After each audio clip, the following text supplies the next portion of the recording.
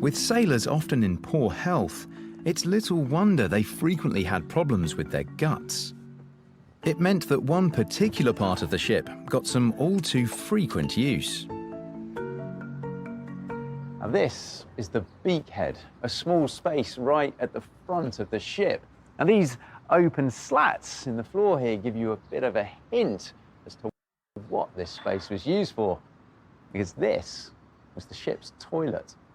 Now, while the facilities on modern-day ships may be somewhat more sophisticated, they do have one thing in common with this early prototype. Even today, sailors still refer to the toilets on ships as the heads, named after the original beakhead on a ship like this.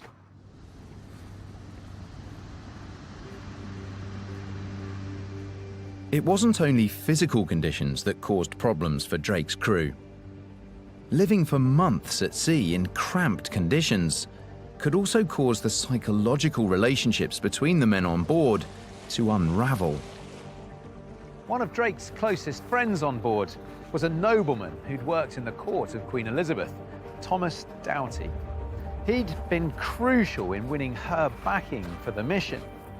Yet, over the course of their transatlantic voyage, the relationship between the two friends deteriorated. It was rumoured that Doughty had openly questioned Drake's authority in front of his men, raising the prospect of a mutiny.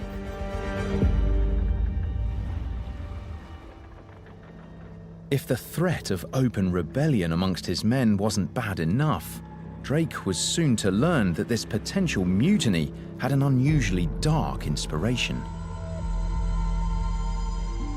Some said that Doughty and his brother had openly boasted about being able to raise the devil and to transform themselves into the likeness of a lion or bear. For Drake, it meant just one thing.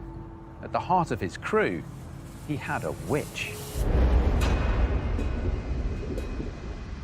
Today, it may be hard to imagine that Drake could have seriously believed that his old friend was a devil-worshipping shapeshifter. Yet, for Elizabethan sailors, witchcraft was all too real. Amongst ordinary people on the ground, belief in witchcraft was absolutely endemic during Elizabeth's reign. Their mental world was very, very different from ours. I mean, I think that the great majority of them, probably almost all of them, would absolutely have believed in the reality of witchcraft and in the ability of witches to cause big problems for mariners. There are stories, for example, of fires starting at sea in an unexplained way, which are attributed to witchcraft, of ships sinking in fair weather, which is again attributed to the power of witches. There are stories even of witches having been seen in the topmast of a ship, actually, conjuring up storms on the ship itself.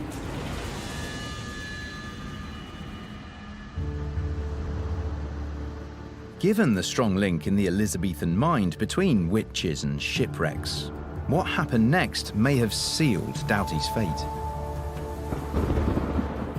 Soon after Drake reached what is now Argentina, he was hit by a freak storm that scattered his flotilla. Drake drew a shocking conclusion. Doughty was not only a would-be mutineer, but a witch who'd raised the storm himself. In the strained pressure cooker atmosphere of a small ship, Drake's outlandish claim seemed terrifyingly plausible.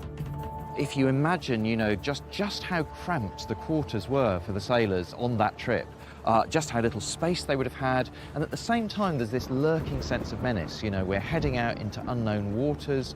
Once these rumours of witchcraft, of an expedition that is dogged by occult forces begins to spread, it's easy to imagine what a terrible atmosphere would have grown up on that ship.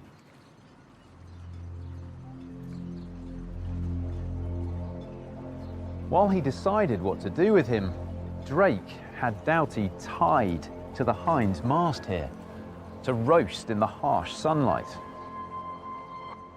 Drake may have considered charging Doughty with witchcraft, but in the end, he decided it would be easier to convict him on a separate charge of attempted mutiny. Thanks for watching. Subscribe. We publish a video every single day, so there is a lot of new content for you. Don't forget to like and share this video to grow this channel. Leave a comment and see you next time.